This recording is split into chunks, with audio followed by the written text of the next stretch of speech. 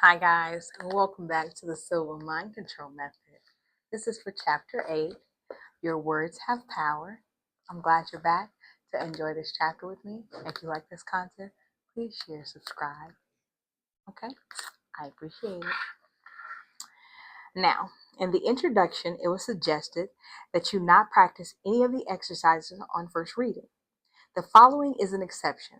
Try it right now. Bring all of your imagination to bear on it. Let's consider the implications of this.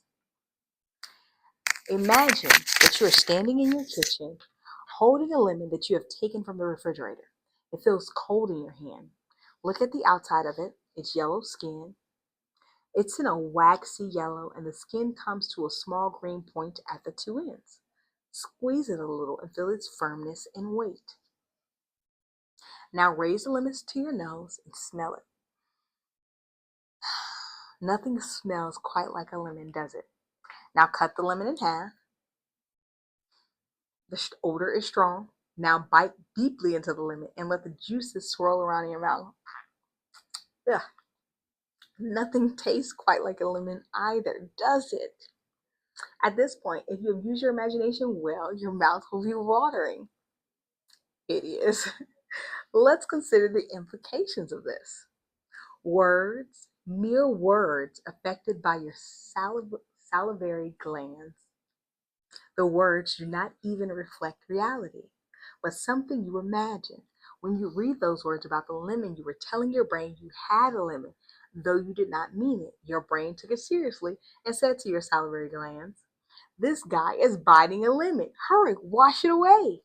The glands obeyed. Most of the words we use reflect meanings, and that what they mean can be good or bad, true or false, powerful or weak. True, but that is only half of it. Words do not just reflect reality, they create reality, like the flow of saliva. The brain is no subtle interpreter of our intentions. It receives information, stores it, and it is in charge of our bodies. Tell it something like, "I'm now eating a lemon," and it goes to work. Now it is time for what in mind control we call mental house cleaning. There are no exercises for this, just the determination to be careful about what words we use to trigger our brains. The exercise we did was a neutral one. Physically, no harm came of it, but good as well as harm can come from the words we use. Many children play a little game at dinner. They describe the food they are eating in the most nauseating possible terms. Buttery, smashed bugs, to choose one of the less colorful ones I remember. The object of the game is to pretend not to be nauseated by these new perspectives on food and to push someone else beyond his ability to pretend. It often works with someone's appetite suddenly dulled. As adults, we often play this same game. We dull our appetites for life with negative words. And the words, gathering power with repetition, in turn create negative lies, for which our appetites became dulled. How are you? Can't complain. No use complaining. Not too bad. How does the brain respond to these dreary views? Is it a pain in the neck to do the dishes? Is it one big headache to balance your checkbook? Are you sick and tired of the weather we are having? I'm convinced that the populace owe a large part of their income to words we use. Remember, the brain is no subtle interpreter. It says, "This guy's asking for a headache." Okay, one headache coming up. Of course, every time that we say something gives us a pain does not immediately resolve. The body's natural state is good health, and all its processes are geared toward health. In time, though, with enough verbal pounding away at its defenses, it delivers up the very illnesses we order. Two things add power to the words we use: our level of mind and our degree of emotional involvement with what we say. "My God, that hurts," spoken with such conviction, offers warm hospitality to pain. "I can't get a damn thing done around here," said with deep feeling, becomes truth, but adds validity to feeling. Mind controls offers effective defenses against our own bad habits. At alpha and theta, our words have enormously increased power. In earlier chapters, you have seen how, with amazingly simple words, you can pre program dreams and transfer from words to your three fingers the power to take you into alpha. I never laughed at Emile Couillou, though in sophisticated times many do. He is famous for a sentence which nowadays evokes laughter as reliable as the punchline of a joke. Day by day, in every way, I am getting better and better. These words have cured thousands of persons of grimly serious illnesses. They are no joke. I respect them and I regard Dr. Cool with awe and gratitude, for I have learned priceless lessons from his book, Self Mastery Through Auto Suggestion. Dr. Cool was a chemist for almost 30 years in Troyes, France, where he was born. After studying and experimenting with hypnosis, he developed a psychotherapy of his own based on autosuggestion. In 1910, he opened a free clinic in Nancy where he successfully treated thousands of patients, some with rheumatism, severe headaches, asthma, paralysis of a limb, others with stammering, tubercular sores, fibrous tumors, and ulcers, an amazing variety of afflictions. He never cured anyone, he said. He taught them to cure themselves. There is no doubt that the cures occurred. They are all well documented, but the Kuyu method has almost entirely disappeared since his death in 1926. Had this method been so complex that only a few specialists could learn to practice it, it might be alive and well today. It is a simple method. Everyone can learn it. The heart of it is in mind control. There are two basic principles. We can think of only one thing at a time, and when we concentrate on a thought, the thought becomes true because our bodies transform it into action. Therefore, if you want to trigger your body's healing, which may be blocked by negative thought, conscious or unconscious, just repeat 20 times in succession, day by day, in every way. I am getting better and better. Do this twice a day, and you are using the Koyu method.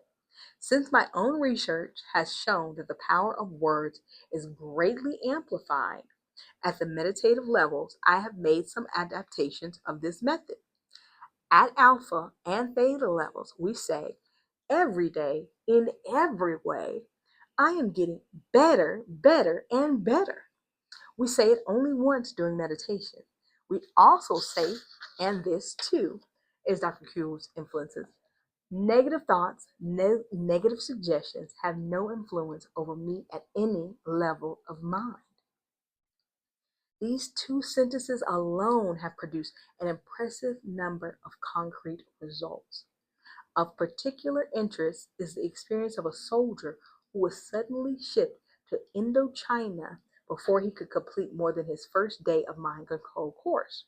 He remembered how to meditate, and he remembered these two sentences. He was assigned to the unit of an alcoholic sergeant with a fiery temper who signaled out the new arrival for special abuse. In a few weeks, he had begun to awaken during the night with fits of coughing, then with attacks of asthma, which he had never had before. An extensive medical examination showed that he was in perfect health. Meanwhile, he grew more and more tired. He began to perform poorly at his job, and he attracted even more unpleasant attention from his sergeant. Others in his unit were turning to drugs. He turned to mind control. And these two sentences. Fortunately, he was able to meditate 3 times a day. In 3 days, I had complete immunity to that sergeant. I did what he told me to do, but nothing he said could reach me. In a week, I stopped coughing and my asthma was gone. If it had been told by mind control graduate, I would have been pleased, as I always am with success stories, but not strongly impressed. We have a number of more powerful techniques for self-healing, which I will help you learn in later chapters. What makes this man's experience particularly interesting is that he knew none of these techniques, but used only the two sentences he had learned the first day. Words are astonishingly powerful, even at levels of mind far deeper than we use. In mind control, an anesthesia nurse and mind control lecturer in Oklahoma, Mrs. Jean Mayberry, puts this knowledge to use to help her patients. As soon as they are under in deep anesthesia, she whispers in their ear instructions that can speed their recovery, in some cases, save their lives. During one operation where profuse bleeding would normally be expected, the surgeon was amazed. There was only a trickle. Mrs. Mayberry had whispered, "Tell your body not to bleed." She did this before the first incision, then about every 10 minutes during the operation. During another operation, she whispered, "When you awaken, you will feel that everyone in your life loves you and you will love yourself." This patient was causing her surgeon special concern. She was a tense, complaining woman to whom everyone was ominous, an attitude that could slow down her recovery. Later, as she awakened from the anesthesia, there was a new expression on her face, and 3 months later, the surgeon told Mrs. Mabry that this one anxious patient was transformed. She had become relaxed and optimistic and quickly recovered from her operation. Mrs. Mayberry's work illustrates three things that we teach in mind control. First, words have special power at deep levels of mind. Second, the mind has much firmer command over the body than it is given credit for. And third, as I noted in chapter 5, we are always conscious. How many parents brusquely pop into a sleeping child's room, quickly adjust the covers, and leave, when a pause for a few positive and loving words would help make the child more secure and calm during the day? So many mind control graduates report improvement in their health. Sometimes before they have even completed the course, I once found myself uncomfortably close to being in trouble with a medical professional in my hometown.